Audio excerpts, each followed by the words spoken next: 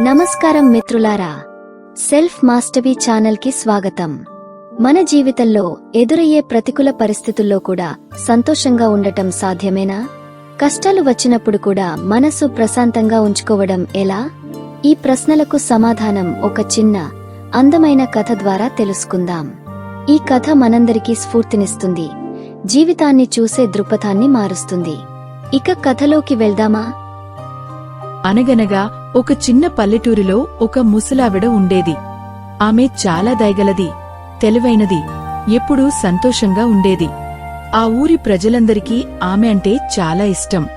వాళ్లు తరచూ ఆమె దగ్గరకు సలహాల కోసం, వాళ్ల సమస్యలు చెప్పుకోవడానికి వస్తుండేవారు. ఒకరోజు ఆ ఊరిలోని ఒక యువకుడు ఆమెను అడిగాడు, అవ్వా, ఏది జరిగినా మీరెప్పుడూ సంతోషంగానే ఉంటారు. మీరెప్పుడూ బాధగా కనిపించరే. చెడు జరిగినప్పుడు మీకు కష్టమనిపించదా? ఆ ముసలావిడ మెల్లగా నవ్వి, నాయనా, జీవితం అన్నాక సుఖదుఖాలు సహజం. కొన్ని రోజులు బాగుంటాయి, కొన్ని రోజులు బాగోవు. కాని సంతోషం అనేది మన లోపలి నుంచే వస్తుంది, మన చుట్టూ జరిగే సంఘటనల వల్ల కాదని నేను తెలుసుకున్నాను అని చెప్పింది. ఆ యువకుడు అయోమయంగా, మీరనేది నాకర్థం కాలేదు. చెడ్డ సంఘటనలు జరిగినప్పుడు సంతోషంగా ఎలా ఉండగలరు అని అడిగాడు. అప్పుడు ఆ అవ్వ తన జీవితంలో జరిగిన ఒక సంఘటన చెప్పింది. నేను యువతిగా ఉన్నప్పుడు నాకు కుటుంబం, భర్త, పిల్లలు ఉండేవారు. మేము ధనవంతులం కాకపోయినా సంతోషంగా ఉండేవాళ్లం. ఒకరోజు నా భర్తకు అనారోగ్యం చేసింది.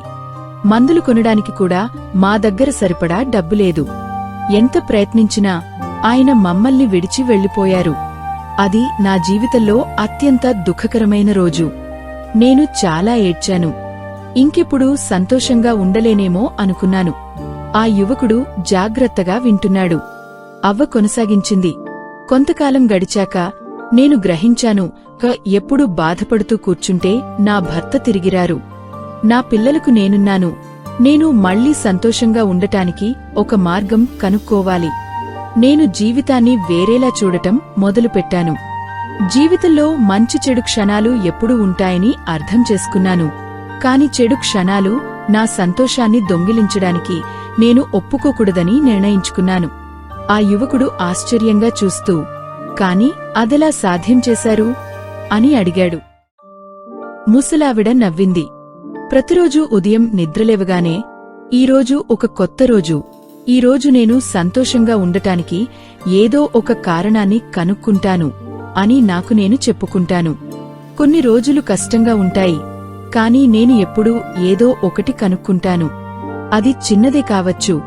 బహుశా సూర్యుడు ప్రకాశిస్తున్నాడు, లేదా ఒక పువ్వు వికసిస్తోంది, లేదా ఒక స్నేహితుడిని చూశాను. కృతజ్ఞతతో ఉండటానికి ఎప్పుడూ ఏదో ఒకటి ఉంటుంది.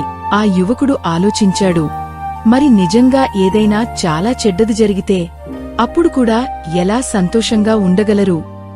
అది సులభం కాదు, అవ్వ చెప్పింది. కాని అన్నీ గడిచిపోతాయని నాకు నేను గుర్తు చేసుకుంటాను. ఈ చెడ్డ సమయం కూడా శాశ్వతం కాదు, ఇది కూడా గడిచిపోతుంది అని చెప్పుకుంటాను. నా దగ్గర ఇంకా ఉన్న మంచి విషయాలపై దృష్టి పెడతాను.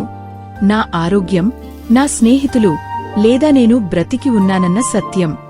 సంతోషం అనేది ఒక ఎంపిక.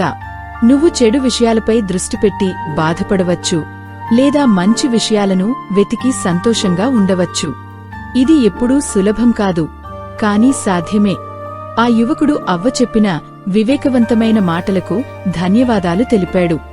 ఆమె ఇంటి నుండి వెళ్లి ఆమె సలహాను పాటించాలని నిర్ణయించుకున్నాడు. ఆ రోజు నుండి ప్రతి పరిస్థితిలోనూ ఏదో ఒక మంచిని వెతకడానికి ప్రయత్నించాడు. సరిగ్గా అవ్వ చెప్పినట్లే నెమ్మదిగా తన జీవితం మెరుగైందని గ్రహించాడు. కష్టాలు వచ్చినప్పుడు కూడా అతను సానుకూలంగా ఉండటం, చిన్న విషయాల్లో సంతోషాన్ని కనుగొనడం నేర్చుకున్నాడు. ఆ ముసలావిడ కథ ఊరంతా వ్యాపించింది. సంతోషం అనేది మన దగ్గర ఏముంది, లేదా మనకు ఏమి జరుగుతుంది అనే దానిపై ఆధారపడి ఉండదని, జీవితాన్ని మనం ఎలా చూస్తాం అనే దానిపై ఆధారపడి ఉంటుందని ఎక్కువ మంది ప్రజలు అర్థం చేసుకోవడం ప్రారంభించారు. ఆ తెలివైన ముసలావిడలాగే వాళ్లు కూడా ప్రతి పరిస్థితిలో సంతోషంగా ఉండటం నేర్చుకున్నారు. అలా ఆ ముసలావిడ నిజమైన సంతోషపు రహస్యాలను అందరికీ నేర్పించడం వల్ల ఆ గ్రామం మరింత సంతోషకరమైన ప్రదేశంగా మారింది. చూశారు కదా మిత్రులారా, ఈ కథ మనకు చెప్పే నీతి ఏంటంటే సంతోషం అనేది మన అంతర్గత నిర్ణయం. జీవితం ఎంత కష్టంగా ఉన్నా మనం చిన్న చిన్న విషయాల్లో ఆనందాన్ని కనుగొనవచ్చు, మంచిపై దృష్టి పెట్టడాన్ని ఎంచుకోవచ్చు. జీవితంలోని సవాళ్లు వస్తూ పోతూ ఉంటాయి, కాని సానుకూల దృక్పథం మనల్ని బలంగా, సంతృప్తిగా ఉంచుతుంది. ఈ కథలోని ఆ ముసలావిడ చెప్పినట్లు ఇది కూడా గడిచిపోతుంది అనే మాటను గుర్తుంచుకోండి. ప్రతిరోజూ కృతజ్ఞత ఉండటానికి ఏదో ఒక కారణాన్ని వెతకండి. ఈ వీడియో మీకు నచ్చిందని, మీ జీవితంలో ఒక చిన్న మార్పు తీసుకురావడానికి ఉపయోగపడుతుందని ఆశిస్తున్నాను. ఈ వీడియో మీకు నచ్చితే లైక్ చేయండి, మీ స్నేహితులతో షేర్ చేయండి. ఇంకా ఇలాంటి స్ఫూర్తిదాయకమైన కథలు, సెల్ఫ్ మాస్టరీ టిప్స్ కోసం సెల్ఫ్ మాస్టరీ ఛానల్కి సబ్స్క్రైబ్ చేసుకోవడం మర్చిపోకండి. కింద కామెంట్ సెక్షన్లో మీ అభిప్రాయాలను, మీరు సంతోషంగా ఉండటానికి పాటించే చిట్కాలను మాతో పంచుకోండి. మరో మంచి వీడియోతో మళ్ళీ కలుద్దాం.